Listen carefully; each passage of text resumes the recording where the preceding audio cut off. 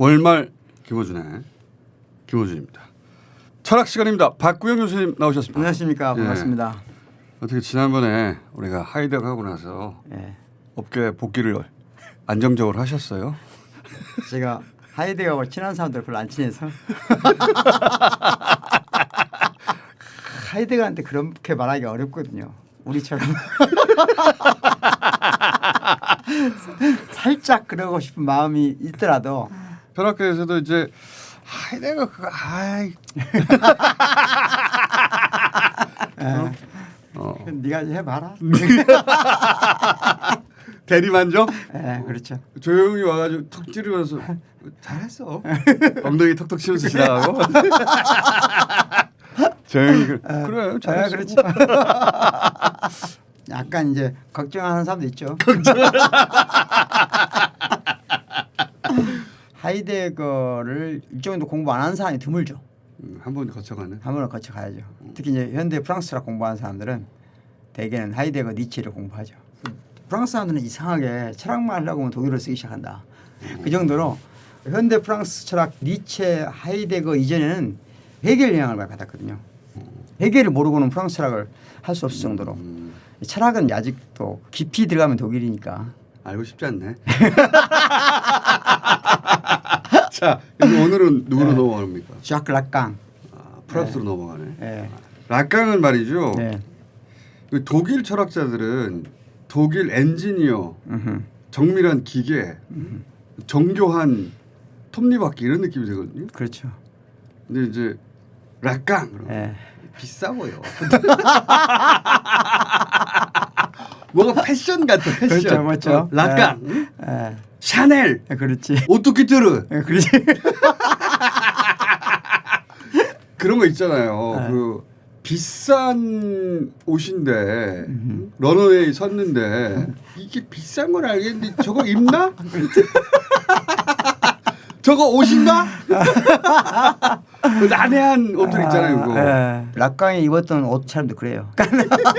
약간 그런 느낌이에요. 패션 좀 감각이 굉장히 패션하죠. 한마디 걸치면 좋아. 근데 무슨 소리야 이게. 그렇지. 그래서 딱 한마디 걸치기 좋아요. 락강은. 오늘 딱 한 줄. 한 줄. 일단 락강 프랑스 사람이에요. 네, 자크. 락강. 자크 알아요, 자크? 네.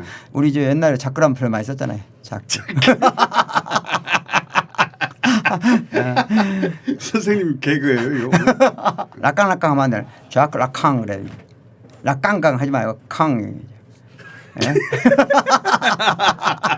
오늘 별 내용이 없을 것 같네.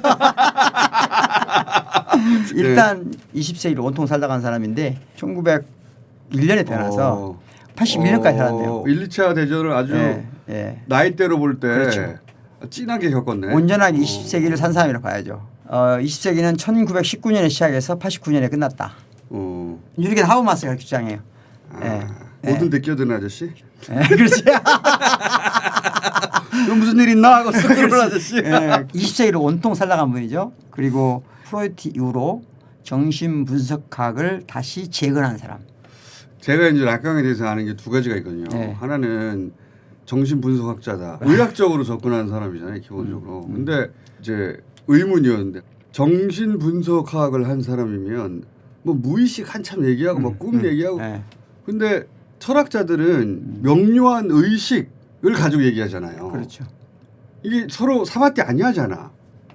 정신분석학자를 왜 철학자로 분류하는 거죠?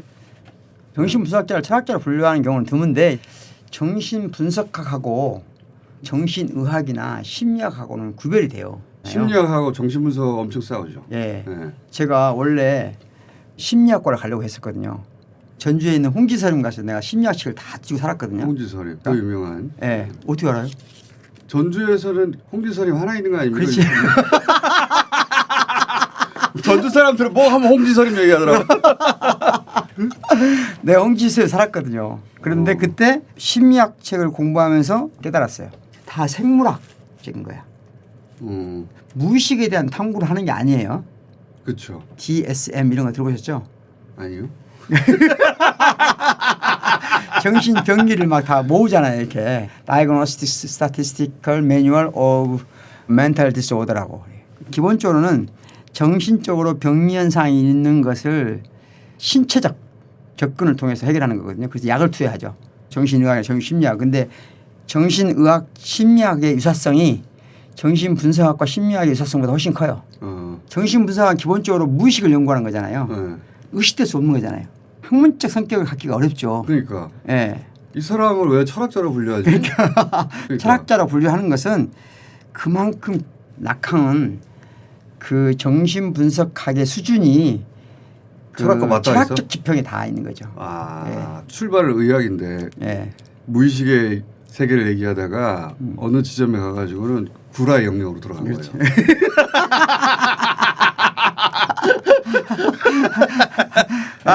이해했어.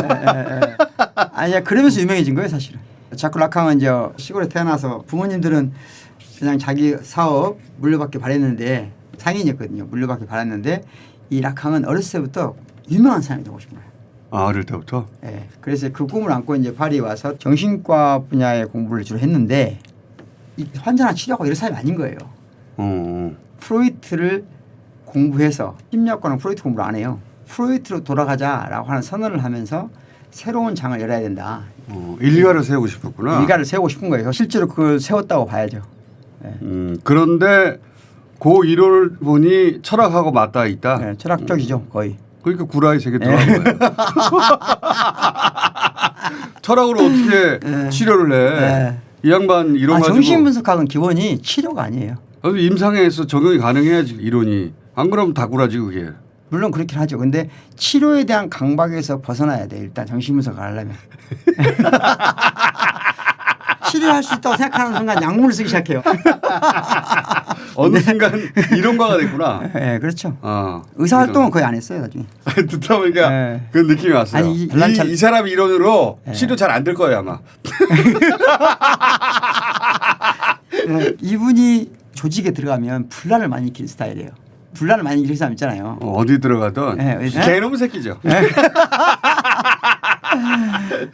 그러니까 주인공이 안 되면 판을 깨는 전형적인 인물이에요. 그러니까. 이런 사람들하고 뭐 일 같이 하면 안 돼요. 그렇지. 그래서 사실은 거의 혼자 일했어요. 끊임없이 조직을 만들고 해체하고 막 그러면서 이제 국제 정신분석학회 강제로 탈퇴당하고 강제로 탈퇴당하고 왜 그러냐면 국제 정신분석학회에서 봤을 때 정도를 벗어났다고 말했거든요. 그 핵심이 이 사람이 강의를 한 거예요. 계속 강의를 했어요. 53년부터 죽을 때까지. 치료가 아니라 강의를 했구나. 네, 강의를 했어요. 과시욕이 강한 사람이에요. 53년부터 80년까지 했으니까 몇 년 한 거예요. 30년 가까이 한 거죠 매주. 계속 강의하는데 세계적인 학자들도 오고 내노란 석학들도 왔지만 또 일반인도 오고. 도올 선생하고 비슷하네. 그렇죠. 예. 대중 스타가 됐고 동시에 전문가들도 뭐라고 하나 들어보는. 그 당시에 정신분석학자들은 거부감이 있었어요. 락강한테 거부감이 있었는데 예술가들, 철학자들은 열광했죠. 아하. 철학자가 되고 싶었던 의사구나. 그렇죠. 그래도 철학자가 되고 싶은 게 아니고 유명한 철학자. 그러려면은 철학하고 맞닿는 무슨 얘기를 떠들어야 되죠. 그렇죠. 환자들만 만나지면 안 되지. 자, 그러면 제가 아는 것부터 출발해. 하나는 이름 비싸, 이런 느낌이 비싸 이거 하나 하고 인간은 타자의 욕망을 욕망한다. 배웠어요, 아니 들었어요. 들었어요. 들은 지는 한 20년은 된 것 같아요. 그 말을 듣자마자 반짝하는 게 있더라고. 그렇지. 그 말을 한 사람은 그 말이 무슨 뜻인지 몰랐던 것 같아요.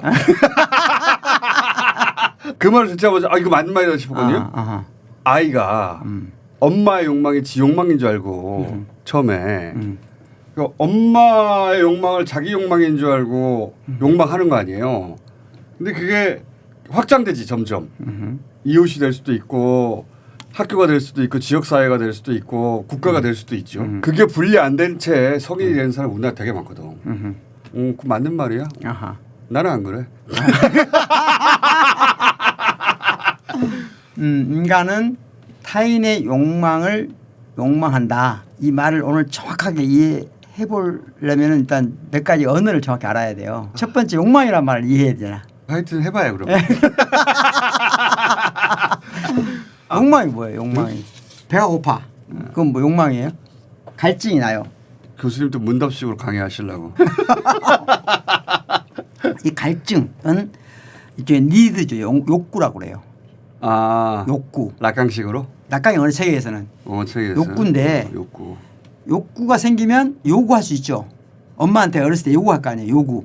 아 욕구와 요구를 구분했다. 네. 목이 마른 건 욕구고 물을 주세요 하는 거는 요구고. 요구고. 근데 요구할 수 없는 욕구, 요구화되지 못하는 욕구, 표현될 수 없는 욕구. 야 요거 기술 들어간 것 같은데 여기서부터. 그렇지. 욕망이 그거예요. 디자이어라는 게. 요구화되지 못한 욕구. 그렇죠. 이게 욕망이에요. 욕망이다? 예. 그게 무슨 말이지? 예를 들어서 어린아이가 막 태어나요. 어린아이가 막 태어나면 어떨 것 같아요? 저도 아니죠. 어린애들한테는 좋은 거 사줄 필요 없어. 기억도 못해. 생후 6개월 전까지.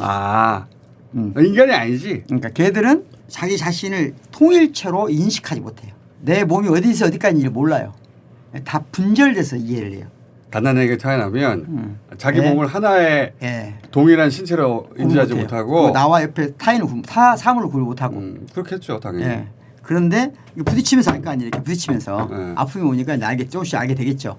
그런데 생후 6개월에서 18개월 사이에 애가 뭘 깨닫게 되냐면 엄마가 나하고 같은 느낌이 아닌 거거든.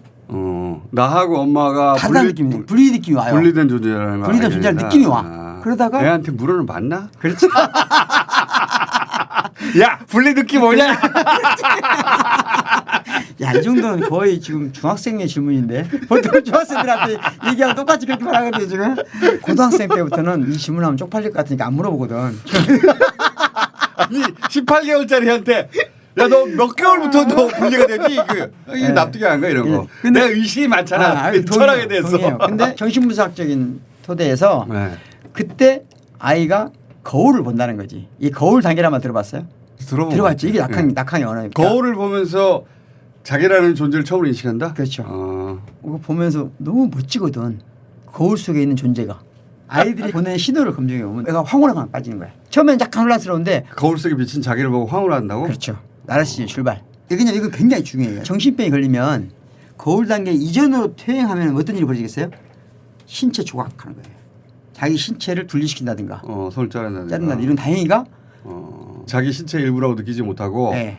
다 각각으로 파악하기 때문에 그건 이제 거울 단계 이전으로 퇴행한 거라고 그래요. 거울 단계에서 감동적인 자기를 경험하는데 문제는 그 단계에서는 엄마가 절대적인 존재거든요. 그 아빠밖에 없으면 어떻게 해요 그럼? 엄마냐 아빠냐를 하는 것을 꼭 성적 구분으로 섹슈얼리티로 말하는 건 아니니까 역할로서 말하는 거니까. 자, 그래서 하여튼 엄마가 있어요. 근데 엄마가 타인은 타인인데 너무 압도적인 타인이잖아요. 그걸 전문 용어로 대타자라고 그래. 대타자? 예. 핀치히터 아닙니까?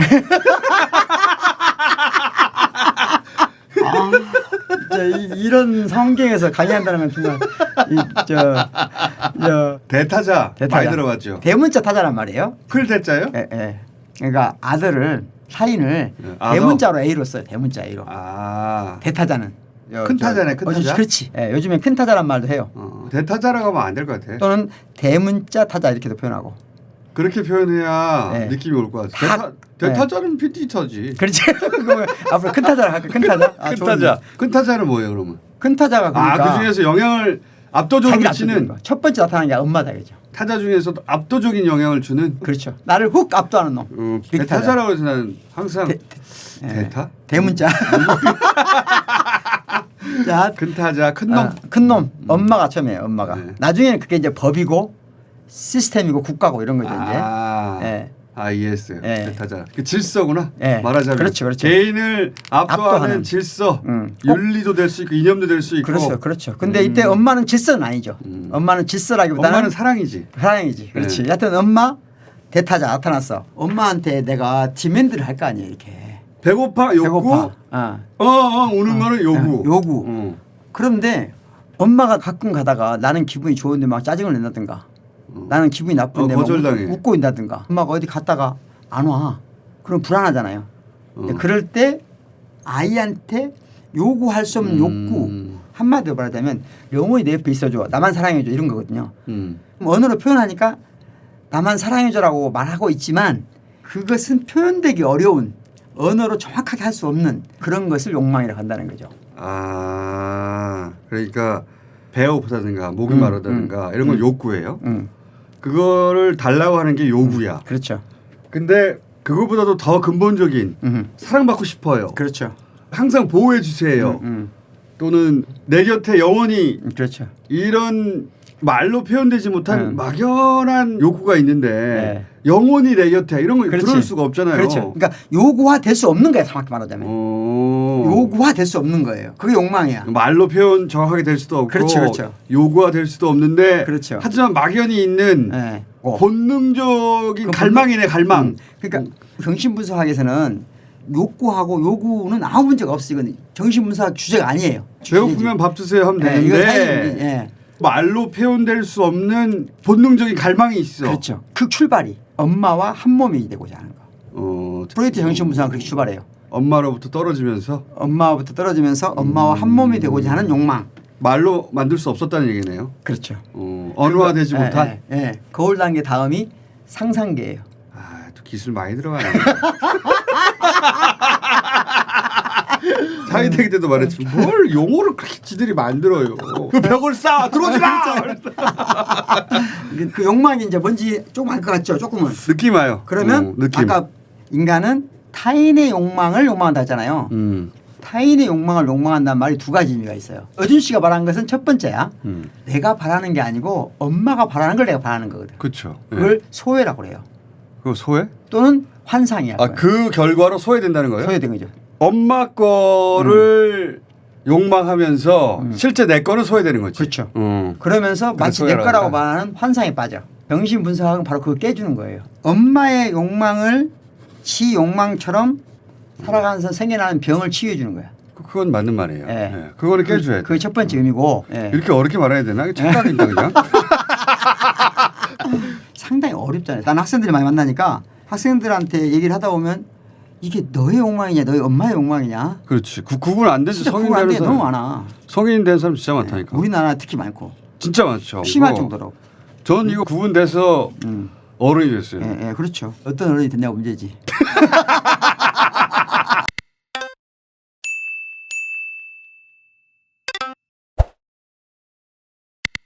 월말 김어준의 김어준입니다.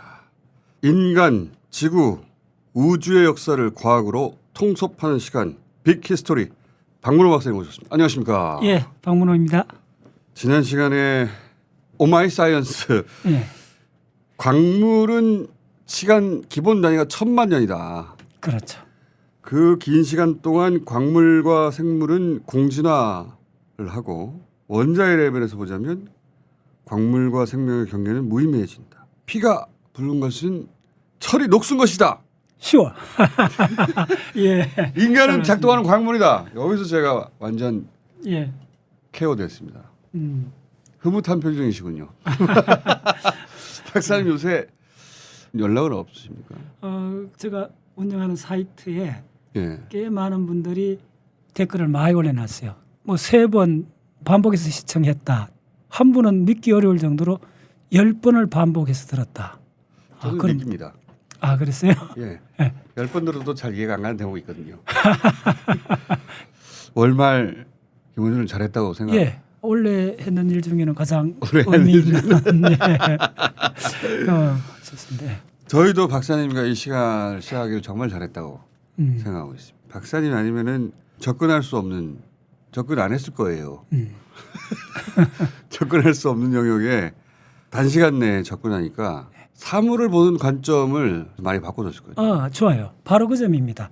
사실 제가 하는 이야기들이 중고등학교 교과서에 나오는 이야기들이 대부분일 수 있습니다. 그런데 관점이 살짝 달라지는 거예요. 어떻게 많이 달라집니다. 네, 좋습니다. 많이 달라집니다. 서로 연관성이 없는 걸로 배웠어요. 예, 예를 들면 분자라는 이야기를 하잖아요. 세포 속에는 10만 종류 넘은 분자가 있어요. 그 20마이크로밖에 안 되는 세포 속에는.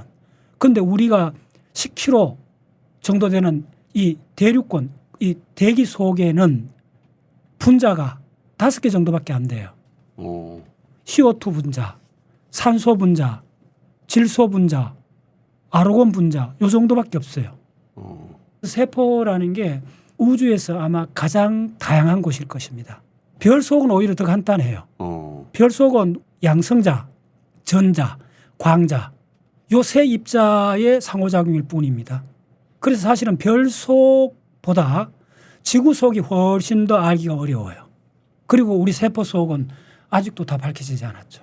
근데 우리는 결국 별이 만든 입자로부터 온 거 아닙니까? 그렇죠.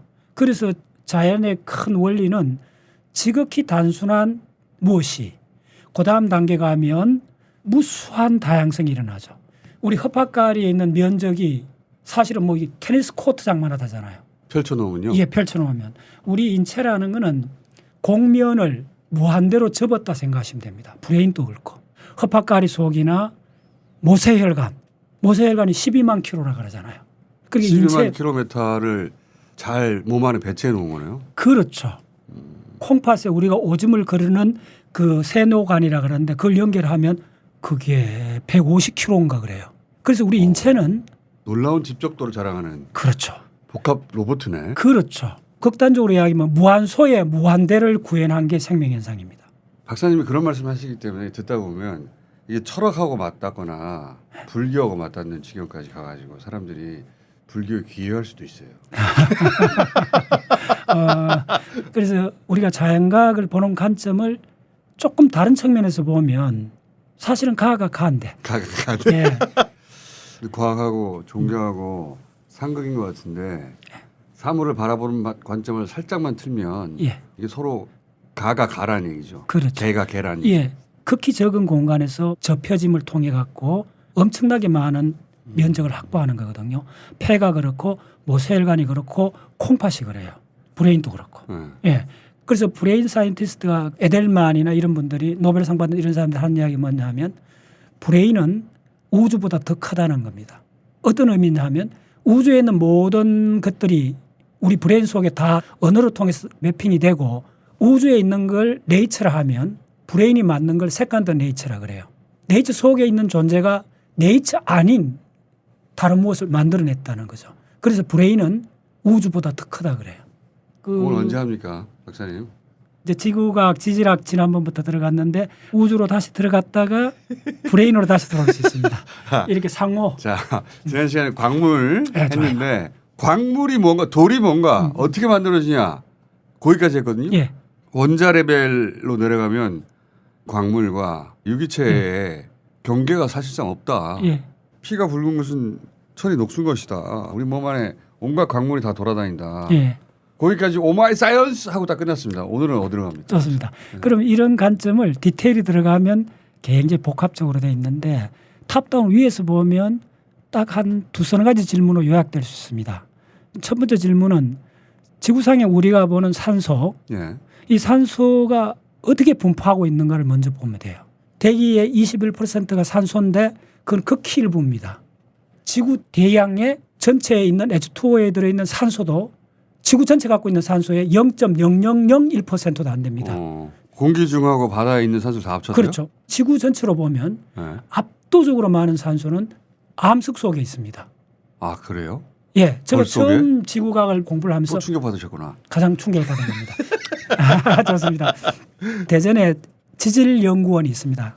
거기 가면 1000종류가 넘는 광물이 전시되어 있습니다. 예. 광물 이름을 적고 그 밑에 분자식을 적어놨습니다. 그 분자식을 보면 압도적으로 많은 원소가 산소가 들어 있습니다.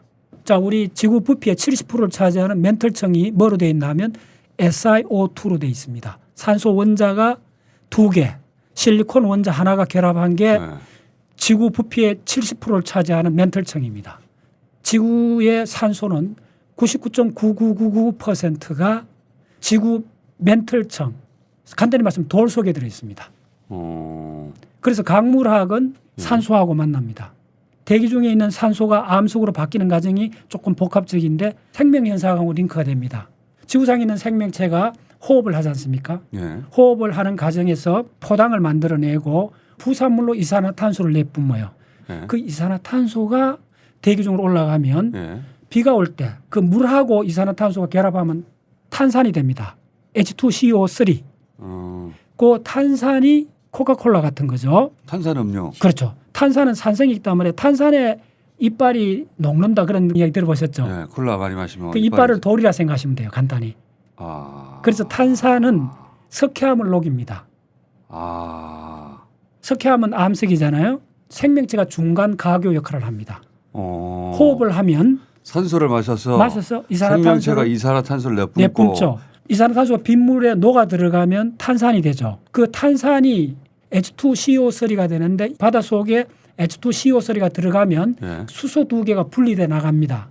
예, 그게 굉장히 중요한데 H2CO3 형태에서 수소가 먼저 하나가 불려 나갑니다. 그러면 HCO3 마이너스 이온이 됩니다. 이걸 중탄산염이라 그럽니다. 그 다음 단계 이게 분리됩니다. CO3 마이너스 이가가 됩니다. 그 마이너스 이가를 정기적으로 중화하기 위해서 바닷물 속에 칼슘 이가 양이온이 결합을 합니다. 그래서 CO3 마이너스 이가하고 칼슘 플러스 이가가 결합해서 된 알갱이를 석회암이라고 합니다. 간단히 말씀드립니다. 뭐가 간단합니까? 그게 우리 호흡하는 과정에도 지금 그대로 일어납니다. 자, 공기 중에 있던 산소를 마셨어요. 예. 인간이 이산화탄소를 내뿜습니다.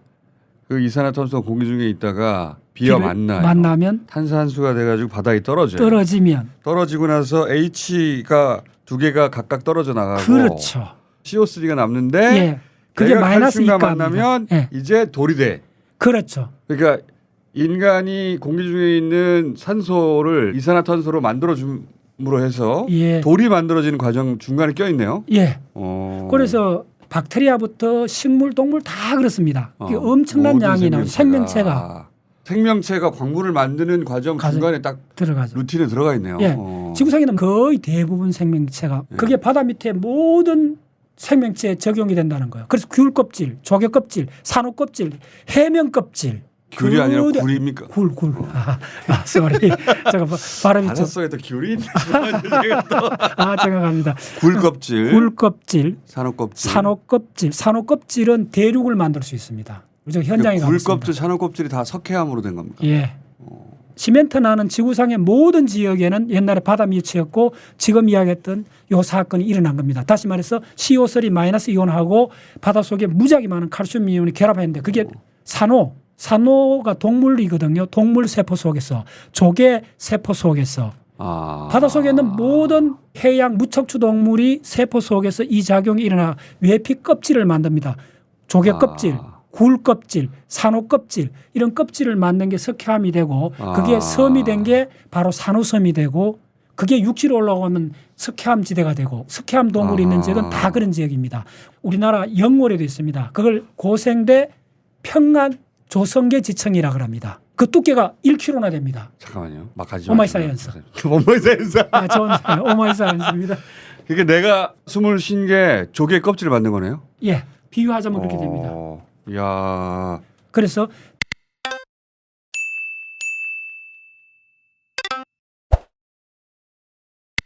월말 김어준입니다. 고전문학계의 고음 비행물체. 고전문학계 UFO 이광수 교수님 모셨습니다. 안녕하십니까. 네. 고음 고음 비행물체 UFO 유광수입니다. 플라잉 소스. 사람들이 깜짝깜짝 놀랍니다. 어디서 갑자기 나타났는가 이렇게. 교수님 혹시 교수님을 찾은 전화나 혹은 메일이나 제가 여태까지 살면서 받았던 그 피드백 중에 최고가 모 교도소에서 온 겁니다. 감사했지만 답장은 안 했습니다. 자, 지난주에 예고했던 한국 고전문학의 최고봉 구운몽. 네. 이 구운몽 제목 한번 안 들어본 우리나라 사람 없는데 그렇죠. 내용 아는 사람도 찾기 힘들어요. 없어요. 제가 구운몽을 처음 만나게 된 거는 고등학교 교과서에서입니다.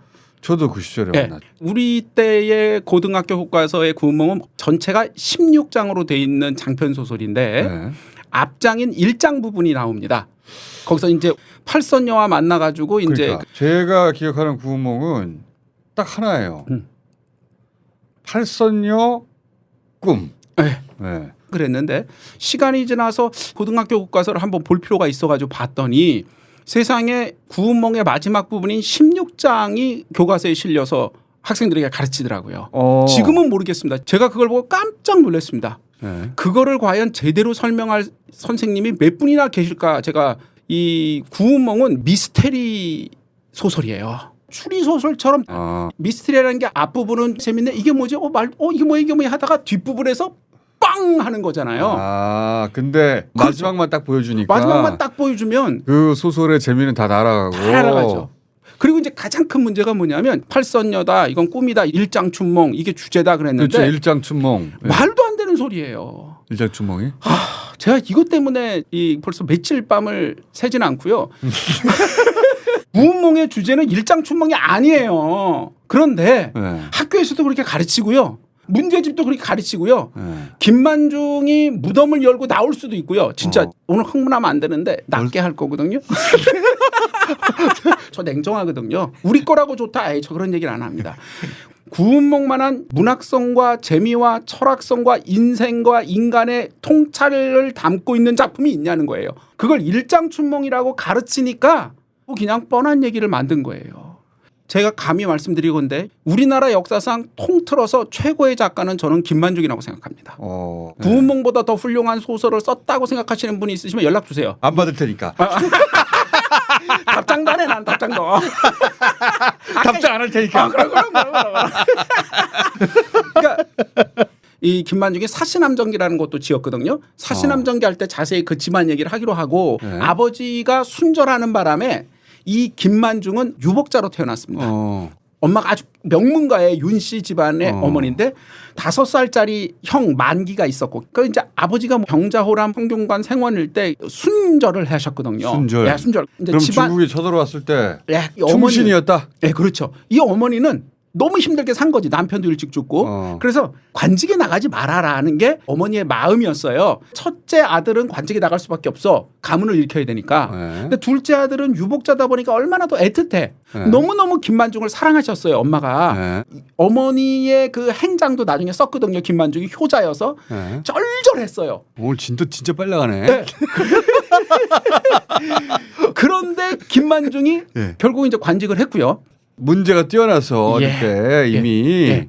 자원급제했나 보네. 예, 관직에 나가서 잘 승승장구했고 네. 당대 대제학을 역임했는데, 그러니까 글을 쓰고 문장을 쓰고 뭐 하는 거에 최고 고봉이 대제학입니다. 대제학은 아무나 되지 않아요. 당대에 있는 분들이 다 인정할 만한 이런 사람을 대제학에 임명하는 거거든요. 국가 문호입니까? 국가적인 문호죠. 유림의 대표이자 학술원 원장이자 한국예술인협회 회장이자 싹 합한 거에 최고 우두머리라고 할 수 있죠. 아무튼 이분이 3번의 귀향을 가요. 정치적인 문제에 휘말릴 수밖에 없으니까. 이제 숙종 때인데 네. 숙종하면 우리는 인현왕후하고 장빈을 아시잖아요. 인현왕후보다 먼저 있었던 숙종의 첫 번째 왕후가 있었습니다. 인경 왕후가 있었는데 딸들만 낳고 죽어요. 예. 그래서 새로 받아들인 중전이 인현왕후예요. 예. 그리고 이제 장희빈이 있는 거거든요. 예. 그러면 인현왕후보다 먼저 있는 같은 계열의 인원왕후가 누구냐면 김만중의 형의 딸이에요. 그러니까 김만중은 뭐냐면 숙종이 자기 조카 사위인 거예요. 그러니까 노론의 벌열 집안이에요. 그래서 정치적인 문제에 계속 휘말릴 수밖에 없었고 그래서 결국은 귀향을 몇 번 갔어요. 풀려왔다가 여야 공방송에 네, 예. 귀향 가서 풀려오고 막 그러는데 근데 아무튼 나중에 또 남해로 귀향을 가서 거기서는 풀려나지 못하고 남해의 귀향지에서 죽었어요. 왜냐하면 이게 이제 숙종하고 장희빈 문제를 건드렸기 때문에 이 사람이 두 번째 귀향인 선천이라는 곳에 귀향가 있을 때 지은 게 구운몽이에요. 근데 이 구운몽을 왜 지었냐라는 거를 많은 사람이 뭐라고 그러냐면 어머니 윤 씨를 너무 마음에 그리워해서 네. 어머니 윤 씨를 위로하려는 마음으로 그 어렵게 생각난다. 그러니까 이거 맨날 외우는 거야. 학교에서 가르치는 거예요. 배울 때. 말도 안 되는 소리라는 게 보세요. 저도 그게 말도 안 된다고 생각했던 게 역시 어머니를 위해서 팔선녀가 등장한단 말이야? 어머니를 위했다면은 팔왕자가 등장했겠지. 좋아. 들으면서 아니지 그건 아닐 거야. 이게 말이 안 되는 게 어머님을 너무 사랑했는데 어머님이 하지 말라고 하는 그걸 안 할 수는 없는 관직에 나가서 정치적으로 귀향을 가서 어머니 옆에 있을 수도 없어요. 엄마가 어떻게 사셨는지 너무나 잘 아는 너무나 엄마 생각하는 그런 아들인 거예요. 근데 어머니 저는 잘 지내요. 어머니 그 마음을 위로해 드리려고 지은 게 팔선녀를 구몽의 주제가 일장춘몽이면 인생은 말짱꽝이다 그 뜻이잖아요. 근데 엄마를 위로한다고 쓴 게 엄마 인생이 말짱꽝이에요. 그러니까. 이게 말이 안 되잖아요. 팔선녀 얘기를 들으세요. 저도 그건 말이 안 된다고 봅니다. 구몽의 이야기의 핵심은 인생무상이 아니에요. 자, 그럼 제가 들어보고. 그렇지. 그렇지. 자, 이거는 이제 미스테리 기법이다 보니까 네. 제가 설명과 해석을 나중에 할 거고요.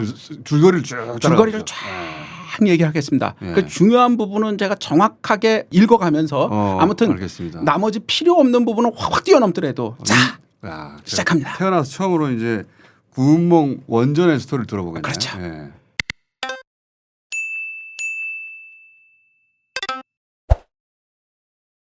월말 김어준입니다. 클래식 조윤범 선생님 모셨습니다. 안녕하십니까? 네, 안녕하세요. 몸이 좀 안 좋으셨다고. 네, 한쪽 귀가 갑자기 막 안 들리기 시작해서 뭐 돌발성 난청 뭐 이런 게 왔었어요. 그래서 좀 그 음악 대가들만 온다는. 그러게요. 조토벤이 될 뻔했죠. 요즘 그런 사람들이 좀 많더라고요. 뭐 스트레스성으로 많이 좋아진 것 같아요. 그러면은 반만하죠. 뭐야? 자, 오늘은 누구로 갑니까? 네, 오늘 엄청난 사람을 준비했습니다. 바그너라는 작곡가고요. 바그너는 히틀러가 숭배했잖아요. 맞아요. 제가 알고 있는 건 나치하고 연결되는 거. 맞아요. 물론 히틀러가 바그너보다는 확실히 뒤에 있는 사람인데 히틀러가 바그너 음악을 굉장히 좋아해서 잘 이용했습니다. 아주. 바그너가 유태를 싫어했죠. 그래서 그런 거예요. 논문도 많이 썼어요. 바그너가 실제로 나치가 굉장히 이용을 많이 했죠. 일단 나쁜 놈이고. 악명 높습니다. 그런 점에서는 이제 인종주의자였네요. 그 수준까지 갔다고 보고요. 네. 옹호를 하려고 하는 사람들도 있는데 완전히 그런 사람은 아니다라고 하고 싶어도 그게 잘 안 되는 사람이에요. 히틀러 같이 나쁜 놈은 아니다. 바그너의 또 자손들이 히틀러랑 좀 그랬던 거지. 막 이렇게 얘기하려고 해도 이 사람이 그걸 다 따져보면 그런 얘기 안 나옵니다. 인종차별했던 일이 너무 많아요. 자세하게 글도 많이 남겼습니다. 생긴 것도 마음에 안 들어 나는. 일단 머리가 크고요. 머리가 크고. 머리가 큰 건 문제가 안 되죠. 몸이 상대적으로 작았기에 문제지. 무장강도 같이 생겼어요. 이분이 키가 166이에요. 본인도 얘기를 하고 자기 외모에 대해서 자신은 그렇게 없었지만 여자분들은 이 사람을 굉장히 좋아했습니다. 말재주가 있었다는 얘긴데. 맞습니다. 언변이 엄청 뛰어나서 강의도 많이 하고 책도 많이 쓰고 글을 쓰는 사람이었구나. 젊었을 때는 음악보다 글솜씨가 더 낫다라는 평까지 받았던 적이 있었어요. 인문학적인 한량이었네. 그렇죠. 오페라를 작곡하는데 대본을 직접 썼던 거의 유일한 사람이에요. 오페라는요. 대본 작가하고 같이 그러니까. 협업을 한단 말이죠. 절대 용납하지 않았어요. 이 사람은. 내가 쓴다. 돈 많이 벌었겠다. 많이 벌을 때도 있었는데 버는 것보다 씀씀이가 훨씬 컸고요. 빚을 엄청나게 졌고 제때 갚은 적이 거의 없어요.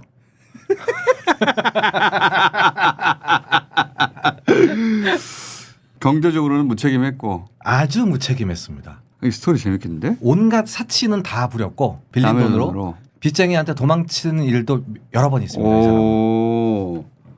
또 뭐 했어요? 여자 관계가 아주 복잡했습니다. 정말 많은 여자를 좋아했는데 유부녀가 아닌 여자는 없었어요.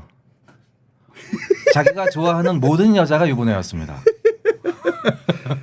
돈 펑펑 쓰고 눈에 띄는 족족이 연애하고. 그렇죠. 사람이 참 부럽네. 부러움을 살 만한 일이 있어요. 그렇게 빚더미에 앉을 때마다 후원자가 나타나서 그걸 다 해결해 줬습니다. 그러니 이 사람이 그 다음에 돈을 또 빌리죠. 그건 시저하고 비슷한 면이 있는데. 시저하고. 네. 엄청 빚쟁이였거든 시저가. 카이사르. 예. 네. 대머리인데 네. 그렇게 유부녀를 좋아했어요. 공통점들이 있구나. 그리고 빚을 엄청 지고 네. 갚지 않고. 다만 이제 카이사르는 도망가지는 않고 칼로 다 무찔렀죠. 자, 그 어린 시절부터 얘기할 게 많을 것 같은데 이런 사람은 네, 맞습니다. 일단 독일 사람이고요. 자기는 뭐 독일인 중에서도 독일인이다라고 얘기를 합니다. 민족주의자구나. 네, 민족주의자죠. 그 당시에 그러니까 독일은 좌파건 우파건 다 떠나서 유대인을 다 싫어했어요. 전 유럽이 유대인에 대해서 네. 탐탁치 않아 했는데 유난히 그때 싫어했던 이유가 뭡니까? 이 사람이 얘기를 하는 걸 보면 금융계를 지배하고 있잖아요, 유대인들이. 그렇지. 그런 거에 굉장히 반감을 많이 가지고 있고요. 그리고 그 유대인의 종교에 관해서 비난을 많이 합니다. 이 사람이 썼던 논문 중에 이런 내용이 있어요.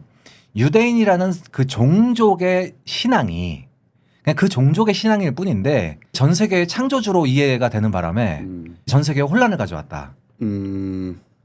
바그너가 제일 싫어했던 3J가 있습니다. 3J. 유태인, 예수회, 그리고 저널리스트.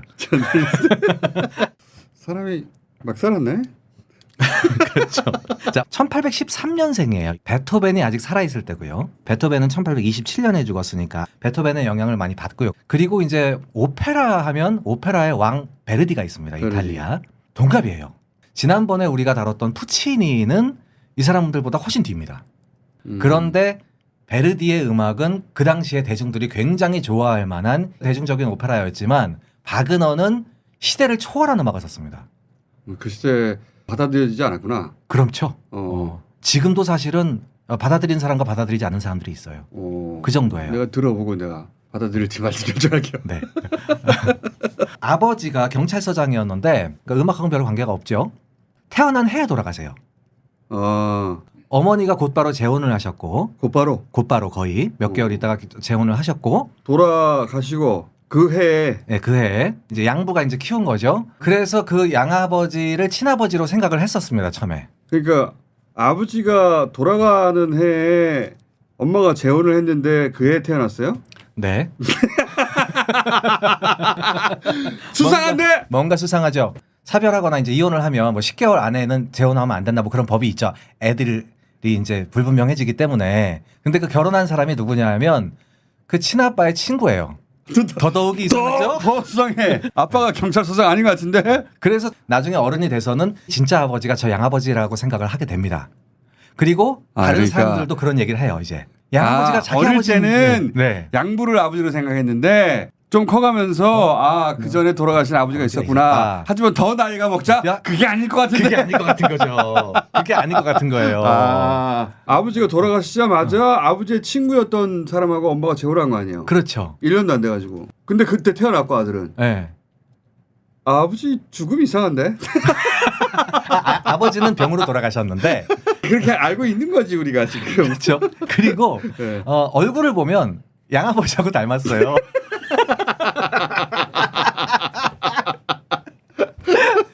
그리고 이 양아버지가 예술계 쪽에 계십니다. 자, 그럼 이건 구분할 수 있는 잣대가 또 있어요. 아버지 라인에 네. 경찰서장 아버지 라인, 아버지 라인에 음악가가 있습니까? 없어요.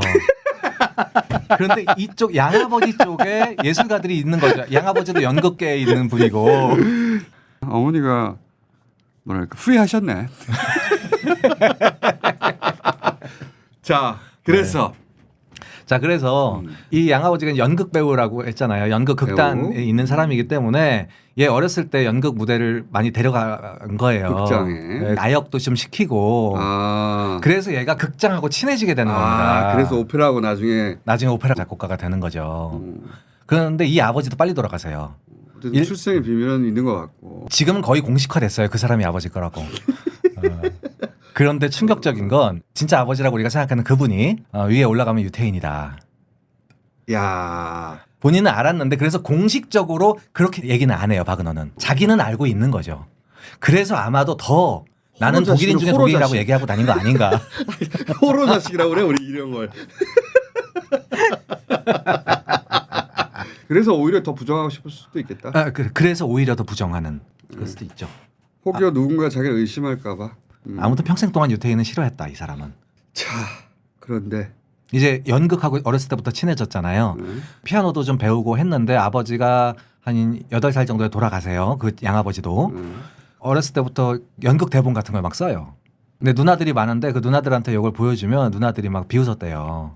이게 뭐냐고. 이제 내가 이제 누나들은 이제 경찰 아버지의 피를 물려받은 분들이고. 그렇죠. 그러다 그리고 보니까 이제 그 문학적 재능은 없었고 못 알아왔던 거지. 그렇죠. 네. 그리고 박은어의 동생이 있는데 동생. 그 동생은 이제 양아버지의 딸인데 네. 닮았어요. 둘이 뭐 굉장히 친했다고 얘기를 합니다. 음악가들 얘기할 때 항상 그런 얘기 하잖아요. 교향곡을 언제 썼는지. 10대 나이에 교향곡을 한번 써요. 10대 후반에 쓰는데 별 볼 일 없어요. 이 교향곡이. 음악적 재능이 어릴 때부터 폭발했다 이 케이스는 아니구나. 아니에요. 예. 특히 교향곡들도 보면 전혀 이 박은어의 뒤 작품들하고 비슷하지가 않아요. 좀 그런데 어릴 때부터 글은 썼고. 글을 많이 썼고 이제 음악 재능은 나중에 따라왔나 보네요. 훈련을 통해서. 훈련을 통해서 그리고 어렸을 때 읽은 책들이 대부분 뭐 셰익스피어 아니면 그리스 비극 이 신화 같은 걸 굉장히 좋아해서 독일 애들이 또 그래요. 맞아요. 네. 나중에 오페라들은 대부분 이 신화의 스토리입니다. 그런데 독일 신화를 갖다 쓰는 거예요. 아니면 북유럽 신화. 아 어릴 때는 그리스 신화를 배웠고 네. 나이 먹어서는 게르만의 신화를 가지고 얘기해 보자. 독일 걸로 승화를 시키자라고 했던 사람이에요. 그래서 히틀러가 아리안의 영광을 생각하면 이제 박은어에 열광했구나. 그렇죠. 독일인 제일주의. 독일인이 전 세계 미래를 바꿀 수 있고 이런 사상을 가져오는 겁니다. 왜냐하면 그 전까지는요. 오페라 하면 이 독일 오페라에 쳐주질 않았어요.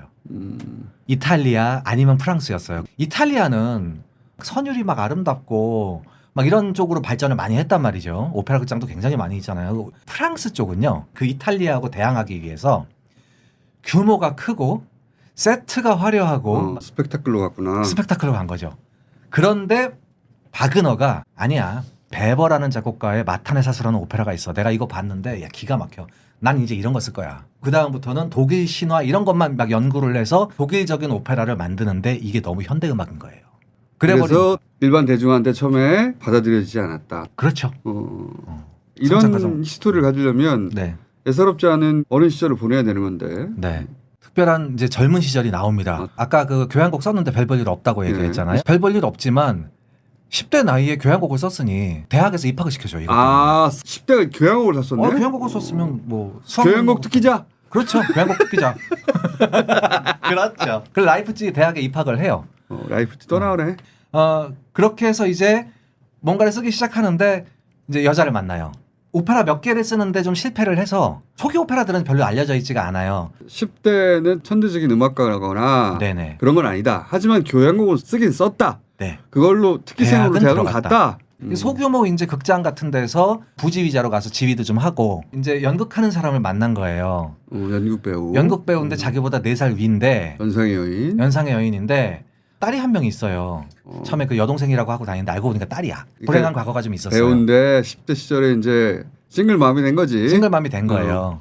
그래서 이 여자를 따라다녀요. 막 구애를 하고 하는데 이 여자분이 딱 봐서 능력이 없거든요. 이 사람이. 경제적인 능력도 없고 성공한 작곡가도 아니고 왜소하고 머리도 크고. 그렇죠. 근데 또 계속 꼬시니까 넘어간 거예요. 이게 뭐야? 아 언변이 있으니까. 언변이 있으니까. 근데 결혼하고 나서도 결혼은 성공했어 그래서. 결혼은 성공했는데 그 여자분은 계속 불만인 거예요. 형이 차지가 않아. 돈도 못 벌어오고. 그렇죠. 네. 그래서 이 여자분이 도망가요. 다른 남자하고 눈이 맞아서 도망가 버려요. 얼마 안 지나. 얼마 안 지나서. 그래서 이 박은어가 잡아와요.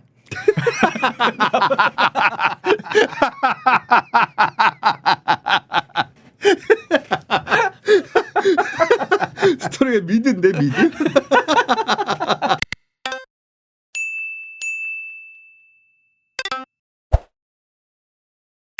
월말 김원준의 김원준입니다. 위험한 곳에 꾸역꾸역 가는 분들이 있어요. 지난 시간에 분쟁 지역에 이어서 오늘은 대체로 미친 사람들의 장르로 알려진 자연 다큐. 그중에서도 미친 정도 아주 심각한 걸로 정평이 난 두 분을 모셨습니다. 세계 최초로 시베리아 호랑이 촬영에 성공해서 세계적 명성을 떨친 박수영 PD님 모셨습니다. 네, 안녕하십니까. 박수영입니다. 아마존의 눈물에는 초대박 다큐로 각종 상은 물론 극장 개봉까지 했던 김진만 PD를 모셨습니다. 네, 안녕하십니까. 김진만입니다. 박수영 PD님은 회사를 운영하고 계시죠. 회사라기보다는 호랑이 보호하는 NGO 단체. 아, 영국이나 미국 사람들, 러시아 사람들하고 모여서 이제 호랑이 보호하는 운동을 아하. 러시아하고 만주에서 하고 있습니다. 아 보호 단체를 아예 하시는구나. 네네. 비영리 보호 단체를. 김진만 PD님은 MBC 계속 계시죠? 네, 아직까지 계속 있어요. 아직까지. 자, 두 분을 소개를 좀 드리면 시베리아 호랑이의 3대 죽음? 네. 3대 죽음이라는 다큐로 각종 국제영화제에서 수상하셨고 국내 동물 다큐 신기원을 열었다. 그제 신기원을 열었다기보다는 이제 어떤 사람은 산에 가면 고생인데 타고나게도 또 이렇게 그걸 좋아하는 사람이 있어요. 거기 가야 사는 것 같고 이 적성에 맞으니까 자연스럽게 그렇게 된 거죠. 네. 해외에서 더 유명하신 걸로 제가 자료 조사 해보니까 미국에서도 방영됐죠 그 다큐가. 리메이크해서. 아 리메이크. 네. 그러니까 제가 촬영한 호랑이랑 저를 촬영해서 PBS에서 방영했죠. 박 PD님을 주인공으로 호랑이. 호랑이와 저를 이렇게 같이. 쑥스러움이 많으시군요. 자, 그래서 미국 전문가가 PD님한테 배우고 그랬잖아요. 기술 전수라고 할까? 고문이라고 그럴까? 그렇게 참여한 프로는 많아요. 근데 제가 직접 이렇게 촬영하고 제작에 뛰어든 거는 외국에서는 2개밖에 없고 대부분 이제 한국에서 제작했습니다. 이렇게 시베리아 호랑이를 이렇게 다큐로 찍은 게 박 PD님이 세계 최초라면서요. 다큐멘터리로 찍은 거는 최초는 아니고요. 네. 호랑이를 처음 찍은 것도 최초는 아니에요. 근데 뭐가 최초입니까? 제대로 찍은 게.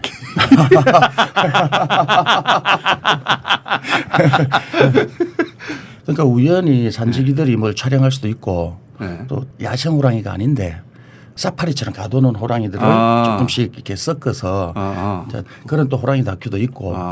근데 정말 이렇게 그 가족사까지 이렇게 하기는 좀 힘들거든요. 걔가 새끼를 치고 그 새끼를 또 찍고 그 새끼가 성장해서 또 새끼를 치고 이거를 따라다닌다는 건 되게 어려워요. 그런 식의 다큐가 이제 처음이라는 거지. 20년 전에 처음 찍으신 거죠 그게. 조선곡의 호랑이였던가요? 그것보다 먼저 야생의 시베리아 호랑이를 생포하락하는 생포기. 그걸 제일 먼저 그것도 했어요. 맞다. 예. 그게 오해가 많았는데 제가 이 자리 빌려서 얘기를 하자면 제가 당시 프로페셔널 하지 않은 이제 어린 PD라 왜 잡으러 가는지를 잘 설명 안 했어요 다큐에. 첫 번째 다큐가 네, 그래서 지금 호랑이 포획 장면이었는데 네, 지금 설명을 하자면 호랑이들이 이제 서식 지역이 고립돼 있어요.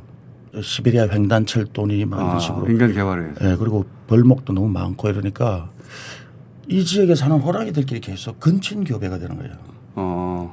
그러면 죽은 새끼를 낳기도 하고 자꾸 DNA 그게 약해지고 이러니까 어떻게 호랑이를 생포하냐 하면 올가미를 낳아요. 근데 이 호랑이라는 놈이 가만히 있겠어요. 그냥 몇 분 만에 발목 자르고 가고 막 뜯어버리고 그래요. 야생에. 그러니까 인간이 오기 전에 어떻게든 탈출하려고 하는 거예요. 그래서 70마리 정도를 포획하면 50마리가 죽어요. 왜 죽냐면 그 자리에 죽는 게 아니에요. 다친 호랑이가 야생동물 사냥하기가 힘드니까 민가로 오는 거예요. 가축을 잡아먹으러. 그러면 타살할 수 있는 권리가 있어요. 인간에 의해서 다쳐서 인간 마을로 내려오는구나. 네, 야생동물을 못 잡으니까 알이 하나 없거나. 그러니까 이제 동물원 호랑이를 그 지역에 풀어주면 되지 않을까 이런 생각을 가진 사람도 있는데 동물원 호랑이는 하루 만에 마을로 내려옵니다. 사냥도 못하고 완전 달라요. 야생 호랑이하고. 그래도 새로운 호랑이 피를 수혈을 해줘야 되는데 이제 하바롭스크 주에서 러시아에서 전통적으로 호랑이 사냥하는 방식이 있어요. 생포하는 방식이. 수많은 개를 이제 테스트해서 호랑이를 안 무서워하는 개를 한 6마리 정도 골라서 이게 눈이 한 막 50cm, 1m 이렇게 쌓인 서론을 한 달, 2달 계속 따라가는 거예요. 추적해서. 네. 그렇다고 해서 어미 호랑이는 못 잡아요. 개가 아무리 많이 가도. 그렇겠지. 개가 게임이 안 되겠지. 게임이 안 되지. 그러니까 이제 어떤 호랑이를 잡을 건지 먼저 조사를 해요. 새끼가 한 마리에서 4마리 낳는데 호랑이가 서너 마리 놓는 놈이 목표예요. 김진명 PD님 집에 가셔도 될 것 같은데. 예, 지금 준비하고 있습니다. 아니 나중에 계속 하셔야 됩니다. 공리가 좀 호랑이 호랑이. 딸린다는 느낌이 좀 받나요? 자, 그래서 이제 오해 아직 안 풀렸어요. 오해 언제 나옵니까? 1년 6개월에서 2년 정도 된 새끼는 네. 작은 동물은 혼자도 사냥하고 일종의 반독립 상태에 있어요. 그러면 이 녀석을 생포해서 봄철에 새로운 지역에 풀어주면 완전 독립할 수 있어요. 성체가 되고 생활할 수 있는데 그러니까 이제 그런 목적으로 호랑이를 생포하러 갔는데 그걸 잘 설명을 못하고 다큐에서 그냥 호랑이 생포하는 장면만 자꾸 이러니까 사람들이 좀 오해를 하더라고. 25년 만에 오해 풀려고 지금 25년 만에 25년 책으로도 만에 썼어요. 그래서 조만간 나올 거예요. 약간 내가 호랑이를 보호하는 사람인데 호랑이를 괜히 괴롭히는 게 알겠습니다. 늘 안 좋더라고 기분이. 오해하셨던 분들 오해 푸시기 바랍니다. 호랑이 보조를 위해서 생포했던 것이다. 근데 이제 생포 장면만 집중적으로 나가다 보니까 박수영 호랑이 너무 괴롭혔어. 그래서 이런 지금 열심히 이미지를 보호하고 있습니다. 이런 이미지를 25년 만에 방금 해결하셨고요. 그리고 자 아마존의 눈물 우리 김진만 PD님은 다큐 최초로 시청률 20%의 대박을 치셨어요. 뭐 20% 넘은 다큐들은 많았었는데요, 사실은. 근데 이제 다큐가 좀 인기가 많이 사그러들 때라서요. 그때 시청이 잘 나와서 이제 그런 기사가 났죠. 그러면 최초는 빼고요. 극장판으로도 상영을 했었죠. 네, 따로. 그렇습니다. 그래서 한 10만 관객 나오지 않았나요? 네, 한 10만 정도 들었죠. 그것도 크게 화제가 됐고 이후에 이제 남극의 눈물 곰까지 최근에 연출 네. 하신 국내 자연 다큐계의 이다나. 왜 이다나라고 제가 하냐면 원래 이제 동물 다큐, 자연 다큐로 시작하셨던 게 아니더라고 보니까. 네, 예능으로 시작했습니다. 남자 셋, 여자 셋으로 시작했습니다. 남자 셋. 그러니까 예능 하시다가 어떻게 이렇게 이쪽으로 빠지셨어요? 그러니까 조직에 적응을 잘 못한 거죠. 연예인분들하고 이제 매니저분들하고 프로그램을 또 두각 나타내는 분들 그런 관계도 잘 하거든요. 예능 PD들을 보면요. 근데 거기서 안 맞는다라는 생각이 들었고요. 이거 참 큰일 났구나라는 생각이 들었습니다. 근데 이제 교양 PD 선배들 동기들과 이야기를 해보니까 아 거기가 좀 사람 살만한 곳 같구나라는 생각이 들어서요. 예능에서 교양으로 옮겨갔고. 네, 그래서 이제 이동을. 근데 했습니다. 교양 중에서도 이렇게 남극 가고 아마존 가고 이거 힘든 일이잖아요. 왜 글로 빠지셨어요? 팀장이 가라고 해서 갔죠. 팀장이 가라고. 네, 박 PD님 옆에 앉게 돼서 아 오늘 잘못 나왔구나라는 생각이 드는데요. 어떤 그 사명 의식을 갖고 시작한 건 아닙니다. 최초에.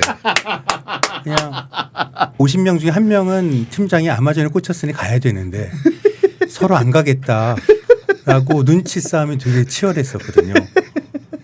운 없게도 제가 복도에서 팀장을 만난 거고요. 그래서 너가 가라. 교양으로 들어와서 성골 진골들도 있죠. 교양으로 시작해서. 처음부터. 네, 하지만 예능에서 오면 약간 육두품이거든요. 어떻게든 생존은 해야겠고, 그래서 가라라고 해서 일단은 가봤습니다. 아마존. 그게 이제 시작이었고, 그 다음에 남극 다큐니 곤충, 뭐 곰 다큐를 하면서 굉장히 재미있었죠. 점점. 고생은 했지만, 네. 자 이렇게 완전히 출발이 다르신데 우리 박 PD님은 처음부터 동물 다큐 하셨잖아요. 저는 입사할 때 네. 올빼미 이런 거 하셨던데 보니까. 그런 것도 저는 처음부터 자연 다큐를 하겠다. 왜 처음부터 그렇게 자연이 좋으니까 그랬겠지만 도시에서 인간들을 촬영하는 건 좀 싫더라고요. 인간하고 안 맞으셨구나. 우리 김진만 PD님 인간에 의해서 쫓겨났는데 지금. 심지어 그게 어느 정도냐면 스스로 EBS에 있다가 예. SBS로 이직을 한 적이 있어요. 근데 거기서 자꾸 그것이 알고 싶다는 프로그램을 하라는 거예요. 그다 바로 때려치우고 돌아왔어요. 김진만 PD님은 PD 수업 하셨잖아요, 그죠? 네, 했었죠. 네. 그때 이제 쉽지 않은 시간들을 또 쉽지 보냈고요. 않은 시간들. 그러니까 예능도 안 맞는데 피디수도 안 맞는구나라는 생각이 들었고요. 어떻게 하지라고 해서 편성국이라는 데도 가봤고요. 예. 그래서 여러분 다양한 곳을 돌아다니다가 그래서 이제 아마존을 여기서 해야겠구나라는 생각이 들어서 했던 거죠. 이거밖에 안 남은 것 같다 그래서 그것까지 안 맞았으면 또 있겠네요. 큰일 날 뻔했습니다. 자 원래부터 자연 다큐를 하신 분과 4박 8박을 헤매다가 자연 다큐에 정착하신 두 분을 저희가 모셨는데 그 야생의 조선곡 있잖아요. 네. 20년 됐지 않습니까? 바로 이어서 시베리아 호랑이 3대 죽음 연속으로 나왔잖아요. 거의. 기억이 아직도 생생한데 제일 인상적이었던 게 뭐냐면 잠복지. 첫 번째 촬영 때는 잠복지를 나무 위에 텐트를 쳐서 만들었잖아요. 그리고 두 번째는 땅굴을 파가지고 네. 비트 아닙니까? 그죠? 네네. 땅굴 파가지고 지상으로 내려가신 거 아니에요. 근데 그 나레이션 보면 잠복 28일째, 잠복 58일째, 잠복 85일째 막 나오거든요. 제가 궁금했던 거 이거 계속 그냥 잠복하는 거예요?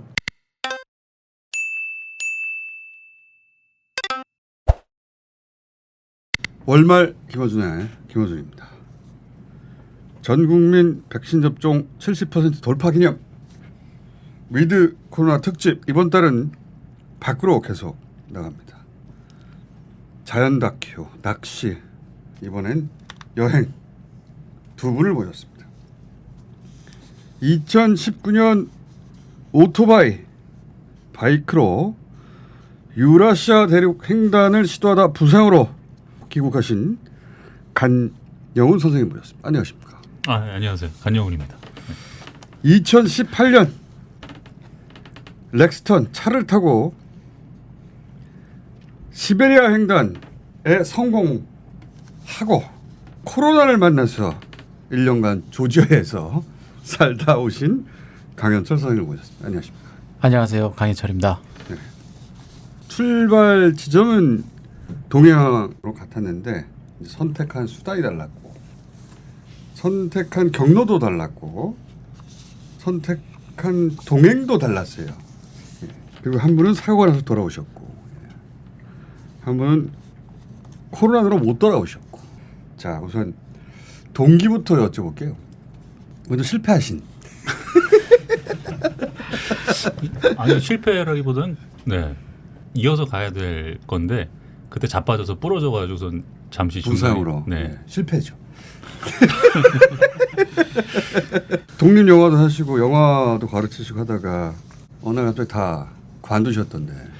뭐 여러 가지 이유가 있는데 어느 날 속이 안 좋아서 검사를 해보니까 간 수치가 거의 간 경화 수준까지 나와서 그때 많은 생각을 했죠. 일들을 좀 그만두고 떠나게 됐었죠. 그때. 간 수치가 나빠서 시작됐고요.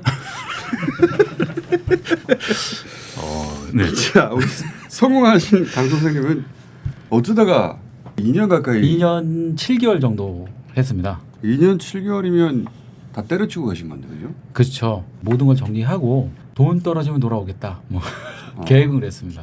저희 간 선생님은 네. 간 수치 때문인데 네, 간 씨가 이제 강 선생님은 동기가 뭡니까?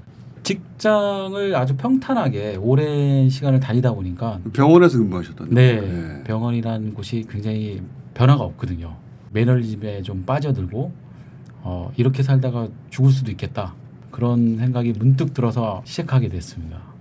동행을 한 번씩 같이 하셨는데 간 선생님은 이제 후배랑 가신 걸로. 네, 원래는 혼자 가려고 했어요. 왜냐하면 그 친구가 기어 변속을 못합니다. 오토바이를.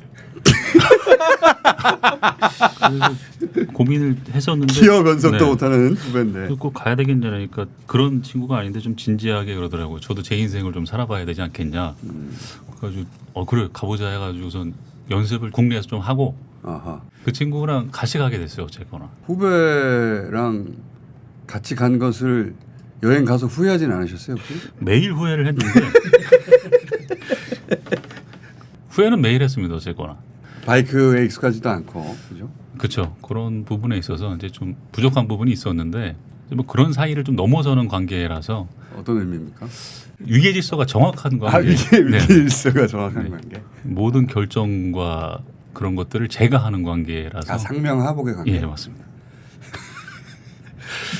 자, 강 선생님은 누구랑 같이 가셨습니까? 저는 여자친구랑 같이 갔습니다. 후회는 안 하셨나요? 후회는 안 여자친구가 합니다. 듣고 있을 수도 있구나 이 방송. 네, 후회는 안 합니다.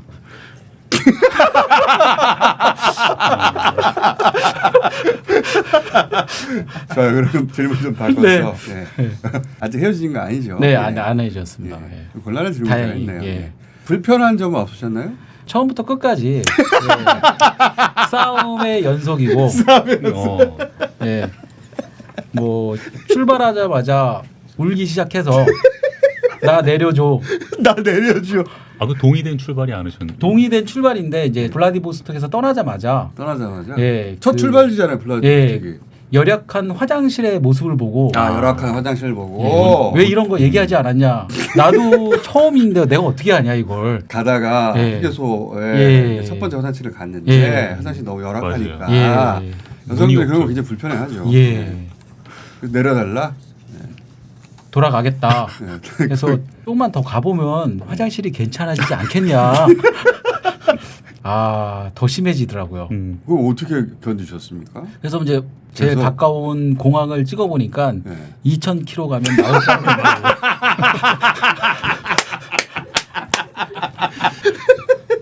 그래서 가는 동안 한반도 크기를 넘어서네요. 네. 그래서 도시에 도착하면 환경이 좋아지거든요. 도착해서 또 마음이 좀 풀리고. 예, 마음이 풀리고 이렇게 도시로만 갈 수 있다면 여행을 계속 할 수도 있다라는 라고 말을 생각을 듣고 바꾸셨는데 예, 떠나자마자 또 시작하는 거죠. 그럼 또 다음 공항 네. 또 2,000km. 그렇게 반복해서 이제 모스크바에서 이제 돌아가기로 확정을 했어요. 모스크바. 네, 그래서 돌아가겠다 자기로 확실히. 그래서 모스크바에서 좀 오랜 시간 여행을 했거든요. 떠나기 전에 도시 예. 여행으로 제대로 하자. 예. 그러고 제가 말을 좀 던졌죠. 조금만 더 가면 핀란드, 노르웨이가 있다는데. 유럽이 가깝다. 예, 거기까지만 가보는 건 어떻겠냐. 유럽 가면 끝까지 온 거잖아요, 이제. 그렇게 시작해서 돌아오는 날 전까지도 이제. 그때 내가 간다 그러지 않았냐. 예. 왜 안 보냈냐. 바이크라면 서로 떨어지기라 하면 되잖아요. 그렇죠. 차는 좁은 공간인데 어떻게 그걸 해결하지? 그러니까 앞좌석에서 싸우면 뒷좌석 갑니다. 어떻게 안 헤어지셨지? 안 헤어진 게 아니고 헤어질 수가 없는 거죠. 하긴 내릴 수도 없고 벌판이니까. 네, 벌판이고 언어도 통하지 않고. 그래서 원망을 많이 들으셨겠구나. 원망 엄청 많이 들었죠. 네. 네. 근데 이제 정작 돌아오고 나서는 뭐라고 합니까? 아직까지 듣고 있습니다.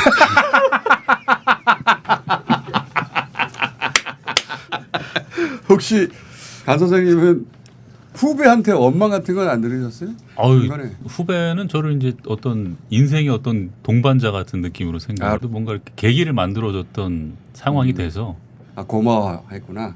고마워하죠. 네. 고마워했고.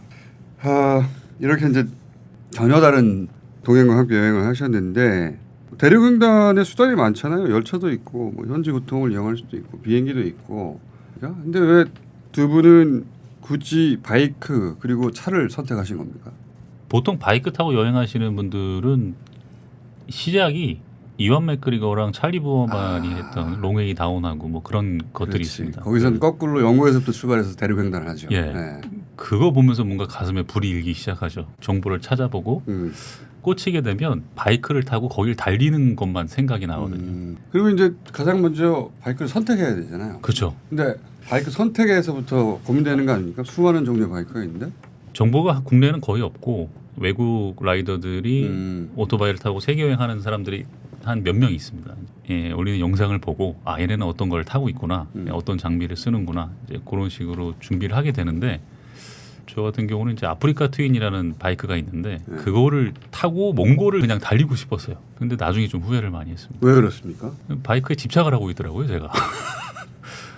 어떤 의미죠? 짐이 되는 거죠. 바이크가 짐이 되는 거죠. 바이크가 짐이 되는 순간들이 많이 생깁니다.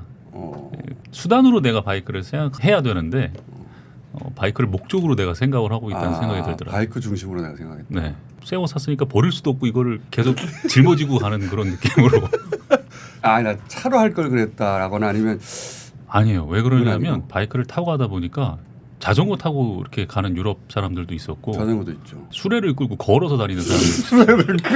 그 허리에 매는 수레가 있더라고요. 수레를 네. 끌고 심한 사람들이 있네요. 심한 사람들이. 네. 만약에 다시 한 번 간다면 똑같은 바이크로 갑니까? 아니면 수레로 다시 갑니까? 갈 계획은 항상 있는데 네. 가게 되면은 작은 바이크를 가지고 갈 것 같아요. 바이크 자체를 포기하는 게 아니라 네. 내가 너무 큰 바이크를 그렇죠. 짐처럼 끌었다 이런 생각이 네. 드셨어요? 언제든지 좀 구체적으로 얘기해 주세요. 그 이제 요즘에 배달하는데 많이 쓰시는 그런 오토바이들 있잖아요. 이렇게 한 125c짜리, 예, 그 정도 되는 거를 타고 125짜리 정도 네. 가볍고 조작이 간단한 거. 그렇죠. 언제든지 버릴 수 있는. 언제든지 이제 네. 그리고 그 바이크 옆에 다른 박스 있잖아요. 예, 금속으로 짐 된 거. 실는 박스가 예. 있죠. 그게 도움이 됩니까? 눈에 뭐? 가장 먼저 띄던데. 멋입니다. 그래야 바이크가 멋있어 보이거든요. 그래서 저도 이제 그런 줄 알고 준비를 해서 했는데 다 짐입니다. 네, 다 짐입니다. 다시 가신다면 가볍고 작은 바이크에 짐도 가볍게. 그렇죠. 작은 바이크에 배낭 하나 매서 사실 저도 배낭 여행 처음 갔을 때 50리터짜리 배낭에다가 무슨 오지 가듯이 배낭을 맸는데 그거 짊어지고 다니다 보면 다 버리고 싶거든요. 다. 거기 가면 다 있어요. 그러더라고요. 다 팔더라고요. 뭐 다 있어요. 네, 다 팔더라고요. 그래서 하여튼 짐을 줄여라. 네, 짐은 짐입니다. 짐은 짐이고.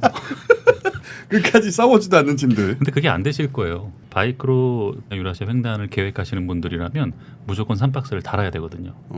그걸 달리고 싶어서 이제 하시는 분들이 많은데. 그 모양과. 근데 그걸 깨닫고 나면 배낭 하나에 다 들어가게 되는데 갔다가 자빠지지 않는 이상 그걸 깨닫기가 쉽지가 않습니다. 그래서 제가 아무리 말씀을 드려도 분명히 3박스를 달고 가실 겁니다. 3박스라고 합니까? 박스 3개를 이제 우리나라에서 3박스라고 많이들 부르시더라고요. 양쪽에 달고 뒤에 하나 하니까 예, 맞습니다. 3박스라고 부르는구나 그것을. 자, 차량의 경우는 어때요? 비슷합니다. 처음에 이제 루프 캐리어부터 시작해서 지붕 위에. 예, 뭐 올릴 수 있는 최대한의 용량을 올리고 실을 수 있을 만큼 모든 걸 실고 떠나는 전날까지도 짐을 버리고 있었습니다. 저는 여자친구 하도 많이 싫어가지고. 그러면서 여행을 여자친구분 이거 들으면 안 될 것 같은데 이거. 뭐 할 수 없죠. 뭐. 네. 그래서 그렇게 시작을 했는데 이제 바이칼 알혼섬에 오프로드를 좀 타게 되는데 빨래판 길이 있습니다. 더더더더더더 떨리는 그 길에서 루프 캐리어가 떨어지고 짐은 뭐 개판 되고 자동차에 나사가 풀릴 정도로 진동이 오거든요. 그래서 간 선생님 말처럼 짐을 줄여라. 짐을 줄여라고 저도 계속 얘기를 하는데 경험이 없으신 분들은 짐을 줄일 수가 없을 겁니다. 뭐가 필요할지 뭐가 아닐지 감이 안 잡히니까. 예, 그리고 정비할 수 있는 온갖 정비 부품, 비상용 연료, 각종 공구, 에어 자켓 그런 거 엄청나게 실었거든요. 혹시 차가 퍼지면 고칠 수 있게. 주변에 차 타고 가신 분들도 몇 분 계시는데 네. 같은 시기에 차 타고 가시는 분들의 공통점이 하나 있더라고요. 무조건 들어갈 때까지 실으시는. 꽉꽉 채워서. 네. 근데 나 소용이 없더라. 예, 소용이 없고요. 벌판을 달릴 때가 있잖아요, 실제. 많죠. 그 한가운데서 멈춰버리면 어떻게 합니까? 그걸 상상하시고 이제 정비 장비들을 들고 가는 거잖아요. 네, 네, 그렇죠. 그거를 많이 걱정을 하고 상상을 많이 하는데 고장이 안 납니다. 실제로. 그런 경우는 거의 발생을 하지 않고 웬만해서는 다 고치는 상황이 생기더라고요. 네. 사람 사는 곳에 도착하면 대략 고칠 수 있고. 네, 그렇죠.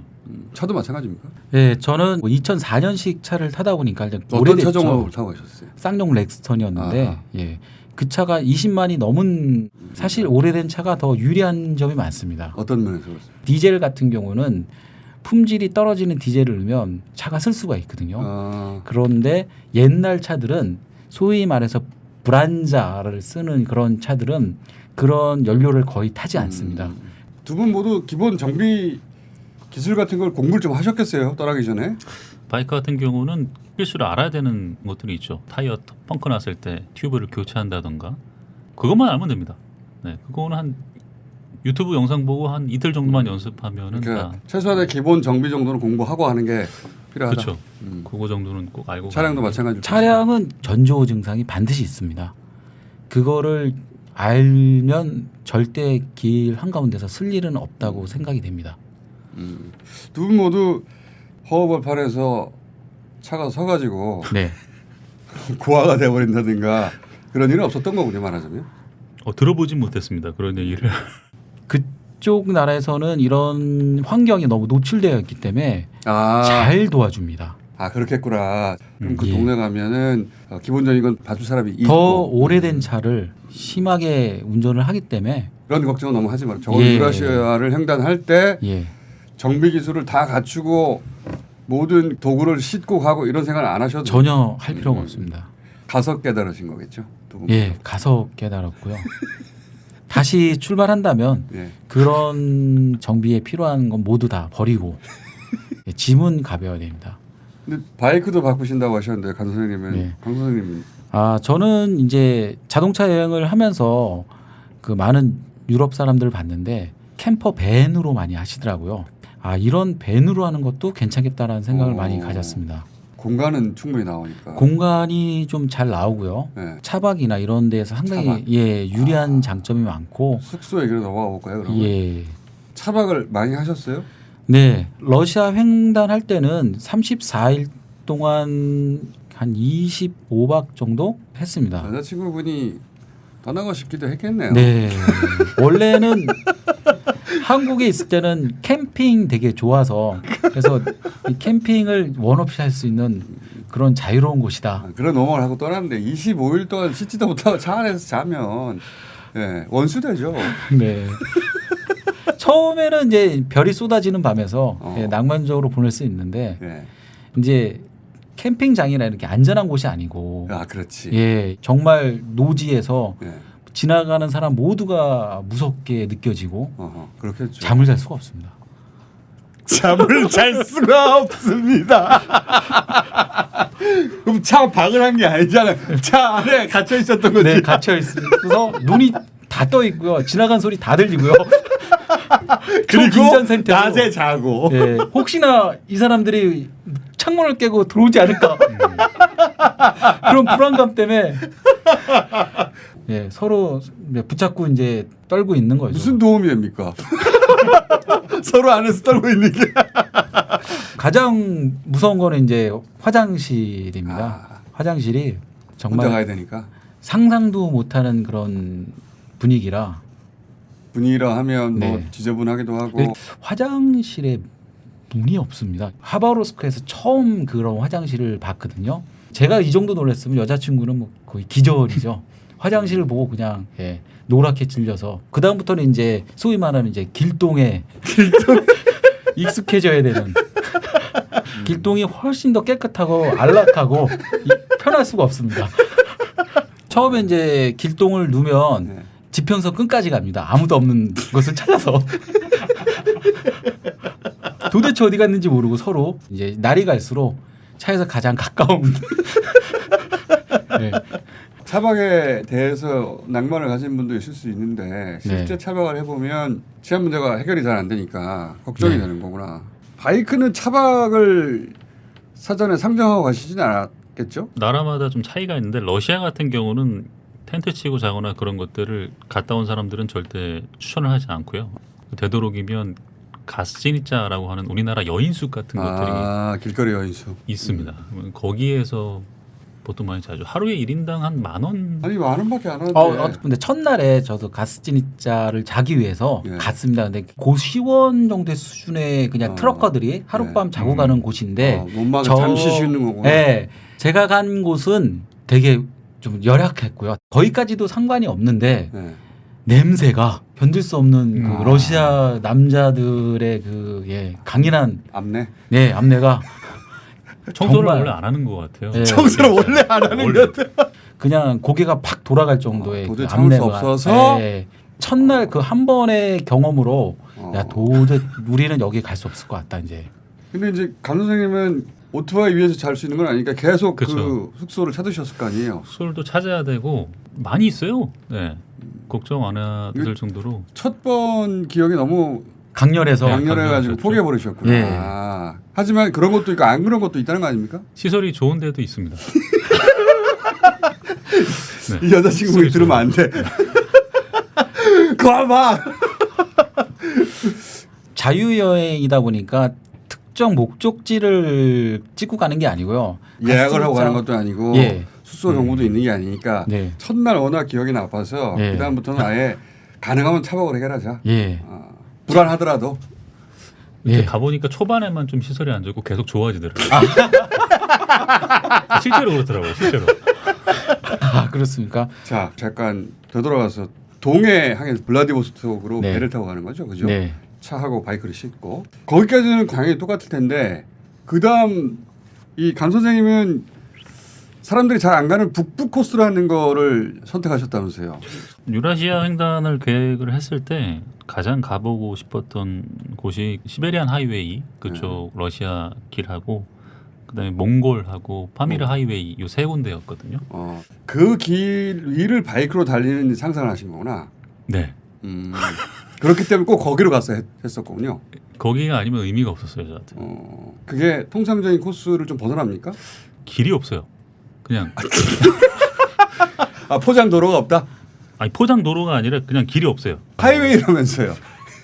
아 그 높은 길이란 뜻입니다.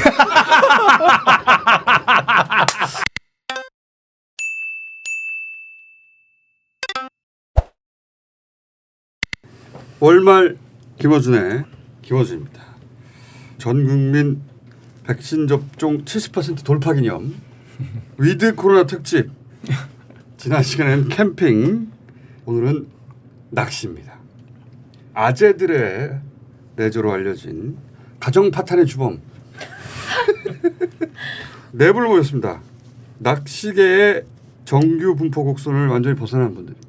낚시가 아니라 전투를 하시는 신동만 선생님 나오셨습니다. 예, 반갑습니다. 저는 신동만입니다. 낚시가 아니라 탐사를 하시는 정명화 선생님 나오셨습니다. 예, 반갑습니다. 정명화입니다. 낚시가 아니라 예술을 하시는 박정 선생님 나오셨습니다. 안녕하세요. 박정입니다. 그리고 낚시만 하시는 낚시 취재 25년 차 낚시 춘추의 이영규 기자입니다. 예, 반갑습니다. 낚시 춘추의 이영규 기자입니다. 자, 비디오가 없기 때문에 예. 말씀하실 때 이 기자입니다. 혹은 신입니다. 정입니다. 이렇게 말씀하시면 됩니다. 할 때마다? 선생님 안 하셔도 됩니다. 자, 제가 왜 낚시계 정규 분포 곡선을 벗어났다고 말씀드렸냐면 낚시하면은 이제 저수지를 떠올리거든요. 붕어 단계를 다 거친 다음에 저 멀리 어딘가로 가신 분들입니다. 자, 낚시계에 잠원이 있다면서요. 낚시를 열심히 한다고 되는 게 아니다. 이 기자입니다. 우리 기자들끼리 하는 얘기인데 낚시가 열심히 한다고 되냐? 뭐 이런 얘기가 좀 있긴 있어요. 근데 이제 낚시인들이 좀 타고나는 게 좀 있습니다. 낚시도 타고나는 게 있어요? 강하죠. 그래요? 상당히 강합니다. 조금 동의하는 거예요. 그렇죠. 10명이 동시에 같은 낚시터에서 네. 같은 장비와 미끼를 써서 낚시를 해도 꼭 잡는 사람이 많이 잡아요. 타고나는 뭐 신기가 있다고 해야 될까요? 신기. 그래서 뭐 농담으로 우리 어신이라고 있습니다. 낚시에서는. 예. 그래서 초보가 대박 칠 수 있는 유일한 내조다 이런 얘기도 있다고. 그런 또 의외성이 또 상당히 강합니다. 열심히 해도 소용 없는 거 아닙니까 그러면? 정입니다. 우리 이 기자님 이야기하시는 게 어떤 면이냐면 낚시 대회를 하면 대회. 또 초보자가 1등을 해요. 그래서 재밌는 이야기 어떤 이야기냐면 남편이 계속 붕낚시를 했어요. 예. 그러니까 이제 집에 부인이 이제 성질이 났죠. 예. 그래서 그러다 어느 날 미안하니까 같이 가자. 부인을 데리고 이제 같이 가자. 예. 부인한테 낚시를 이렇게 해봐라. 그래서 이제 가르쳐 줬어요. 예. 20일 안 됐는데 그 대회가 있었어. 대회가. 근데 같이 나가봐라. 같이 나가봐라. 왜 남편은 그 대회를 꼭 참가하고 싶고 네. 자기만 가니까 좀 그러니까 야 같이 가자. 낚시 한 번 해봤는데 네, 부인은. 그래서 갔었는데 그 대회에 가고 부인이 1등했어. 근데 되게 웃긴 거는 뭐냐면 6개월 뒤에 예. 또 대회가 있었는데 예. 그 부인이 또 1등을 했어. 실합니까? 진짜 싫어요. 근데 지금은 예. 그 남자분이 예. 떡밥 해줘, 차 운전해줘, 이제 바뀌었어. 바뀌었어. 남편이 딱 바뀌었어. 바뀌었어. 근데 처음 하는 낚시는 사람들이 진짜 비슷해. 타고난 감각이 어떤 있어요. 감각이 필요한 겁니까? 그러니까 예를 들면 저를 예를 들면 예. 저는 이제 혹시 그 일화송의 부인 아니세요? 저는 육상 선수였었는데 육상 선수였어요? 네. 이 기술 있잖아요. 라인 날리는 거를 캐스팅이라고 그러는데 그러니까 그걸 날릴 줄을 모르면 실력이 안 늘어나거든요. 그래서 타고난 것도 어느 정도 따라가줘야 돼요. 저는 어디 예체능적으로는 어디 가면 빠지질 않아요. 어떤 스포츠든 뭐. 스포츠적인 어떤 기능을 요구한다는 거죠. 그러면 레저 스포츠 중에 말을 왜 그랬어요? 네? 말을 왜 그랬어요? 말귀를 못 알아듣으시잖아요. 저는 신동만입니다. 근데 운칠기삼이라는 표현이 있잖아요. 낚시는 운이다 해놓고 내가 낚으면 기술인 거예요. 낚시는 검증 과정이 없어요. 초등학교, 중학교, 고등학교, 대학교 나 어디 졸업했다 그러잖아요. 골프는 골프 아카데미가 있잖아요. 근데 낚시는 그 아카데미가 없어요. 낚시는 10년 했어요. 그러면 검증 과정이 없는 거 10년 했는갑다. 그래서 낚시하는 사람끼리 낚시 이야기를 하면 전부 다 120인 거예요. 소위 입낚시라고 하잖아요. 그러니까 누군가 낚아 올리면 저 사람 어복 좋대. 그러면 자기는 실력으로 낚았는데 어복 좋다고 하니까 기분이 나쁜 거죠. 근데 저희와 같이 이거에 미쳐서 한 사람들은 누가 봐도 쟤는 미쳤어. 그리고 미쳐야 하는 거야. 근데 고기 하나 낚아 올리면은 다 필요 없어. 그 사람이 왕인 거야. 그날 낚은 사람이 그냥 실력자가 되는 거네요. 그렇죠. 예. 저도 제 프로그램을 하는데 제 아내가 등장한 지 한 4년 됐나요? 제 아내가 더 잘 낚아 올려요. 그러니까 이 낚시는 정확히 말하면 입이 살아 있어야 된다. 입이 살아 있어야 돼. 말 못하면 바보 되더라. 네, 정입니다. 그 낚시 중에 입낚시가 최고예요. 입낚시가. 근데 입낚시가 우리 한국 낚시인들은 양심이 가책이 좀 있어. 그래서 이야기를 해도 야 내가 잡은데 한 이 정도 컸어. 근데 일본 애들은 우리가 생각할 때 좀 정직할 것 같죠. 일본 애들은 뻥을 얼마나 세냐면 그거 신입니다. 저도 공감합니다. 네, 저도 실화를 제가 목격하는 말씀. 자기가 잡은 게 한 5m 정도 된대. 5m. 근데 무슨 어종이니까 어제 그 어종은 5m가 안 되는데 이거 뭐지? 했는데 누가 옆에서 탁 하는 이야기가 뭐냐면 영국이 최고 심하대. 이건 또 뭐야? 영국은 신사의 나라잖아요. 각 나라마다 낚시 협회가 다 있어요. 협회 있는데 그 협회에서 이제 농담 삼아 자기들 이야기하는 게 우리 덜도 말고 5배만 튀기자고 그랬대. 5배만 튀기자. 협회에서. 네. 근데 우리 한국 사람들은 어릴 때부터 이렇게 이 교육을 이렇게 좀 받아서 많이 못 튀겨. 그래서 저는 뭐라고 그러냐면 야 많이 튀겨. 왜? 듣는 사람이 즐겁잖아. 그러고 낚시 가는 사람이 희망을 가지잖아. 아니 신 선생님도 일본 맞아 뻥튀기 잘해 하셨는데. 네, 저 신입니다. 제가 겪은 내용인데요. 저는 주로 큰 고기 낚아 올리는 그런 낚시 위주로 이렇게 어찌하다 보니 그렇게 알려졌는데 자이언트 트레발리라고 큰 고기예요. 최대 성장하면 한 60kg가 조금 넘어가니까 제가 그 자이언트 트레발리에 미쳐서 인도네시아 자카르타 거쳐서 발리 거쳐서 비마라고 하는 곳을 거쳐서 섬까지 이제 들어갔는데 거기에 낚시 어선을 하는 친구가 일본 친구예요. 근데 일본에서 제가 하는 낚시로 소문난 모 회사의 대표가 있는데 그 대표가 거기를 갔다 와서 일본 낚시 잡지에 올라온 걸 봤어요. 55kg이라고. 그래서 저는 제 장래 누군가 어디 가서 뭘 낚았대더라 그러면 그래?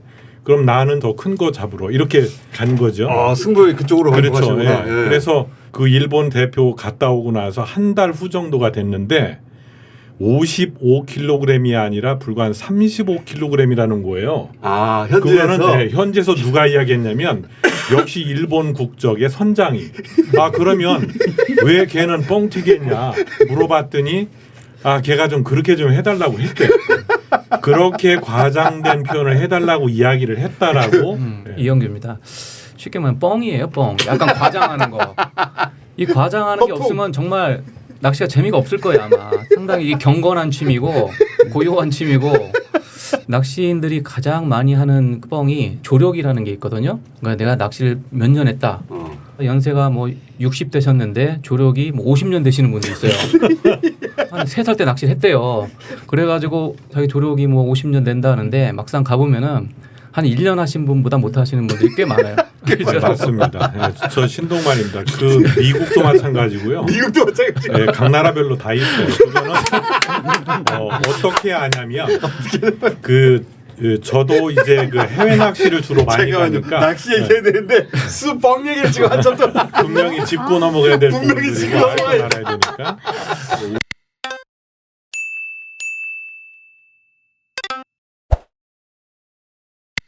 월말 김어준의 김어준입니다. 오늘은 오랜만에 영화 세 분 모셨습니다. 월말 김어준 1호로의 양자 역학으로 모셨던 물리학자 김상욱 교수님 모셨습니다. 안녕하십니까? 네, 안녕하세요. 김상욱입니다. 저희가 전문가를 모시고 대부분 이어가거든요. 김상욱 교수님은 한 번 하고 잘렸어요. 그런 거였어요? 알고 봤더니 저하고 선후배 사이여가지고 특수관계가지고. 자, 영화로 다시 돌아오셨습니다. 그리고 국문학을 전공하였으나 통역가로 일하시면서 지금은 매트릭스로 학생을 가르치고 계시는 이병철 원장님 모셨습니다. 안녕하십니까, 이병철입니다. 자, 원장님은 국문학을 하셨는데 어떻게 통역가를 하시다가 네. 지금 논술과 경제학도 가르치고 있습니다. 경제학, 논술 그리고 교보제로 매트릭스를 쓰시고 또 매트릭스 책도 내신다면서요. 네. 그리고 신의 21의 김현수 기자 모셨습니다. 네, 안녕하세요. 김현수 기자입니다. 저는 오늘 그 밀레니얼 세대를 대표해서 지금 사실 20, 30대들은 잘 모르니까 김현수 기자님은 그냥 중간중간 영화 관련 정보 네. 제작비와 출연료 그런 거 이런 거 설명하시러 나오셨습니다. 자, 이 원장님은 왜 매트릭스에 매료되신 거예요? 저는 개인적으로 맨 처음에 그 영화를 봤을 때 니오가 그 오라클을 찾아가는 그 장면에서 굉장한 흥분을 느꼈어요. 내 운명이 어떻게 결정이 되어 있다. 그럼 나는 어떻게 선택을 할 것인가. 그 문제의식을 가지고 있었는데 물어보죠. 오라클이. 앉을래 설래. 캔디 먹을래 말래. 근데 당신은 이미 미래를 알고 있습니까? 하고 묻죠. 그러니까 오라클이 모르면 오라클이 아니지 그러죠. 그러니까 니오가 얘기하죠. 그럼 당신이 미래가 다 정해져 있는데 내가 어떻게 선택을 할 수 있느냐고 묻죠. 그러니까 처음에 영화를 봤을 때 정확하게 그 느낌을 가졌던 거예요. 제가 운명은 있는 것인가 없는 것인가라고 하는 철학적으로 얘기하자면 결정론적 인과율이라고 하고 그렇죠.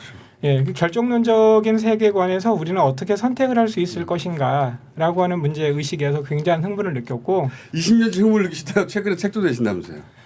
매트릭스 같은 경우는 몇 년 동안 본 거죠. 매트릭스가 저한테 복제가 된 것 같아요. 다운로드했구나. 어떤 사람하고 이제 어떤 문제가 생기면은 그 세르프의 대사가 떠오르죠. 싸워보기 전에는 그 사람을 알 수 없지. 더군다나 또 영어를 가르치시니까 예. 대사들을 네. 언어로 학생들한테 가르치고 막 그 영어가 되게 좋으니까 교재로 삼았죠. 영화도 좋고 영어도 영어는 더 좋고요. 언어의 느낌을 아시는 분을 저희가 20년째 매트릭스에 이렇게 매료되신 분 드물죠. 빨리 세상으로 나오셔야 될 텐데. 저 알약 하나 준비해 주시죠. 이 영화 실제 결정론과 자유의지에 대한 얘기로 점철돼 있죠. 여러 가지 층이 있지만 그 층이 가장 강력한 층이죠. 이론 물리학자신 우리 김 교수님은 또 매트릭스 매니아시라면서요. 그럼요. 사실 인생 영화기도 하죠. 이 우주가 매트릭스인가라는 건 사실 심각한 질문 중에 하나이긴 해요. 양자역학. 이 우주 전체가? 좀 더 정확히 표현하면 이제 인포메이션 유니버스라고 하거든요. 시뮬레이션 유니버스. 그러니까 이 우주에서 이런 실체가 있는 것인가 아니면 그냥 정보의 집합이 우주인가 이제 이런 질문이에요. 그게 무슨 질문이에요, 그게? 이게 왜 영화에 나옵니다. 왜 그게 이제 중요한 질문이 될 수 있냐면은 잠깐만요. 제가 네. 김 교수님에게 티꺼운 태도를 취하더라도 이해해 주십시오. 제 후배라 가지고 저도 모르게 티꺼운 태도를 취할 수 있습니다. 괜히 얘기했어. 이게 무슨 이론이에요, 그게? 양자역학 같이 했잖아요. 네, 네 그렇죠. 양자역학이 가장 망측한 이유가 어떻게 전자가 여기 있고 저기 있고 동시에 네, 동시에 여기저기 있고 전자가 실제로 존재한다고 우리가 생각을 하기 때문에 문제가 생긴다는 거예요. 실체라는 것이 우리 어떤 그 상식적인 수준에서는 만져질 수 있고 하나만 존재하는 그런 존재라는 게 머리에 있어서 그런 건데 직관적으로 그런데 사실 그 개념을 버리고 전자라는 것은 단지 그 실체가 있는 것이 아니라 전자가 여기 있다는 인포메이션만 있다라고 하면 그러니까 양자역학은 이제 인포메이션을 기술하는 학문인 거죠. 인포메이션에서 가장 중요한 건 확률이에요. 원래 엔트로피가 그 확률을 정량화한 거거든요. 그러니까 양자역학이 이 우주를 기술하는 올바른 이론이라면 우주는 확률과 정보로만 돼 있는 거예요. 근데 확률과 정보로만 돼 있는 전형적인 시스템이 바로 컴퓨터 프로그램이거든요. 이게 프로그램이라고 생각하는 순간 그냥 우리는 그 프로그램의 알고리즘을 다루는 것에 불과하고 그 프로그램의 알고리즘이 합법적이기만 하면 되는 거거든요. 그래서 그 우주를 그냥 단순한 어떤 인포메이션들을 프로세싱하는 과정으로만 보면은 양자역학의 모든 지문이 사라진다는 거죠. 그런 의미에서 이제 시뮬레이션 유니버스라는 것이 고려되는 경우도 있는데 아직 증거가 없으면 이제 과학이 아니기 때문에 증거는 없죠 아직은. 묻지 말아야 되겠다. 영화에서 나오는 장면으로 교수님의 말씀을 한번 제가 설명을 해보자면 숟가락은 없다고 얘기하죠. 그렇죠. 그 대목이 박사님께서 얘기하신 그 대목을 말하는 게 아닌가. 그래서 이제 불교의 진리를 만나게 됩니다. 관자재 보살이 반야의 눈으로 세상을 바라보았을 때 일체의 고액을 건넜다라고 이제 반야심경 맨 처음에 시작하는데 그 양자역학의 얘기하고 거의 일치해요. 어떤 의미에서 그렇습니까? 존재한다는 거냐 존재하지 않는다는 거냐라는 문제에서 분별지라고 불교에서는 얘기하는데 그 박사님께서 말씀하신 그 과학적인 눈으로 세상을 바라보는 것이고 반야지라고 하는 것은 그것을 좀 초월한 지성을 얘기하는 거죠. 그러니까 세상은 공이라고 하잖아요. 영에서 나왔다고 하잖아요. 근데 도덕경에도 똑같은 말이 나와요. 세상은 무에서 나왔다고 나오는데 빅뱅이론하고 많이 일치합니다. 그러니까 그 숟가락이라는 실체가 있는 것이 아니라 숟가락이 있다는 문장이 있다는 거예요. 그렇죠. 생각이 있다는 거예요. 마음이 있다는 겁니다. 그 센텐스가 존재하는 것이라는 것이 양자역학이 얘기하는 거죠. 그러니까 파동함수가 있다는 것이 상태를 기술하는 건데 상태를 이야기할 때는 실체가 있을 필요도 없어요. 그런 문장이 합법적으로 존재하면 되거든요. 그러니까 그게 컴퓨터 속 프로그램하고 굉장히 유사하다는 거죠. 두 분을 잘못 모신 것 같고 우리 김 기자님은 이제 턱을 괴고 네. 공부하는 마음으로 듣고 있습니다.